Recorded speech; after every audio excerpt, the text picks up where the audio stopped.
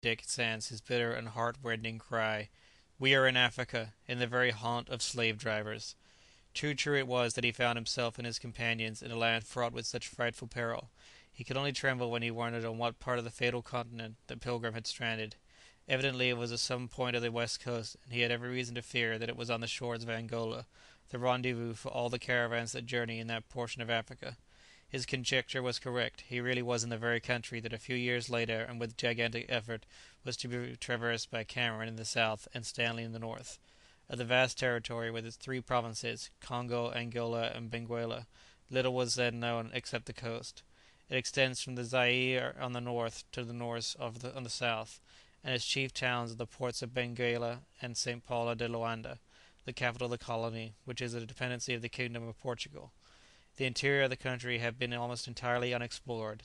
Very few were the travellers who had cared to venture far inland, for an unhealthy climate, a hot damp soil conducive to fever, a permanent warfare between the native tribes, some of which are cannibals, and the ill feeling of the slave dealers against any stranger who might endeavour to discover the secrets of their infamous craft, all combined to render the region one of the most hazardous in the whole of equatorial Africa. It was in 1816 that Tuckey ascended the Congo as far as the Yalala Falls, at distance not exceeding 203 miles, but the journey was too short to give an accurate idea of the interior of the country, and moreover cost the lives of nearly all the officers and scientific men connected with the expedition. 37 years afterwards, Dr. Livingstone had advanced from the Cape of Good Hope to the upper Zambesi. Thence, with a fearlessness hitherto unrivalled, he crossed the Coango, an affluent of the Congo, and after having traversed the continent from the extreme south to the east, he reached St. Paul de Loanda on the 31st of May, 1854, the first explorer of the unknown portions of the great Portuguese colony. 18 years elapsed, and two other bold travellers crossed the entire continent from east to west, and after encountering unparalleled difficulties, emerged, the one to the south, the other to the north. The first of these was Verney Lovett Cameron, a lieutenant in the British Navy. In 1872, when serious doubts were entertained as to the safety of the expedition sent out under Stanley to the relief of Livingstone in the Great Lake district, Lieutenant Cameron volunteered to go out in search of the noble missionary explorer. His offer was accepted, and accompanied by Dr. Dillon, Lieutenant Cecil Murphy, and Robert Moffat, a nephew of Livingstone, he started from Zanzibar. Having passed through Ugogo, he met Livingstone's corpse, which was being borne to the eastern coast by his faithful followers. Unshaken in his resolve to make his way right across the continent, Cameron still pushed onwards to the west. He passed through Unyanyembe and Uganda, and reached Kawele, where he secured all Livingstone's papers. After exploring Lake Tanganyika, he crossed the mountains of Bambare, and finding himself unable to descend the course of Lualaba, he traversed the provinces devastated and depopulated by war and the slave trade, Kilemba, Urua, the sources of the Lomami, Ulanda, and Lovale, and having crossed the Coanza, he sighted the Atlantic and reached the port of St. Philip de Benguela, after a journey that had occupied 3 years and 5 months.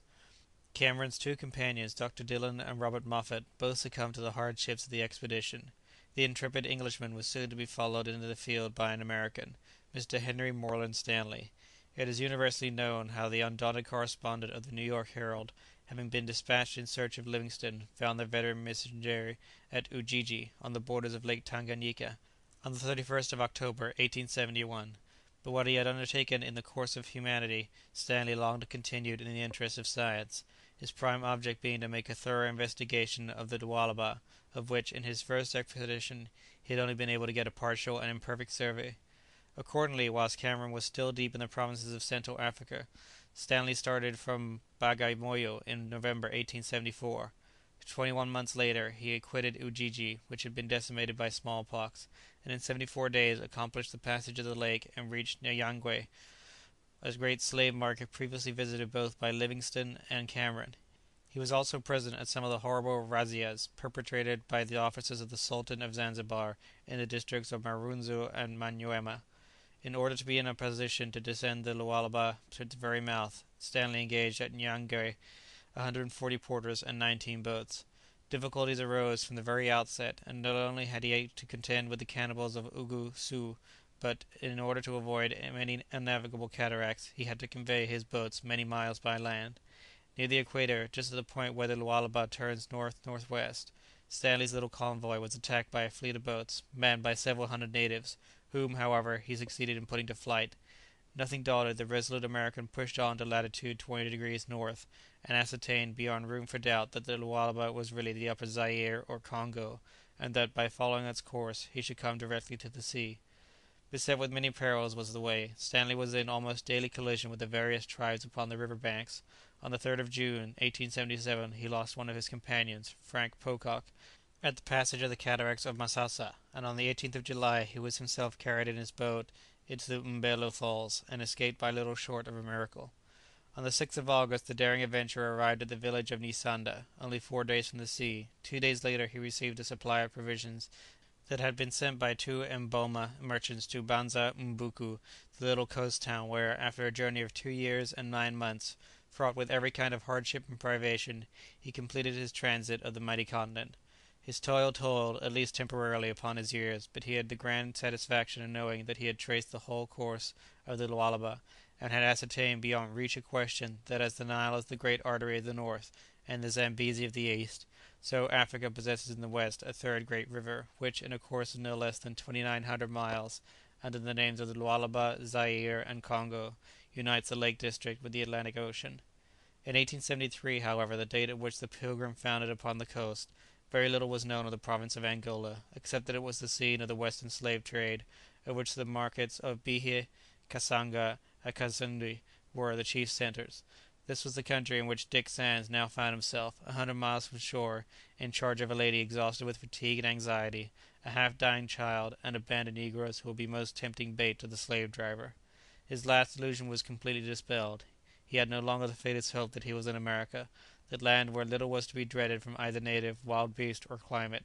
He could no more cherish the fond impression that he might be in the pleasant region between the Cordilleras and the coast, where villages are numerous and missions afford hospitable shelter to every traveller.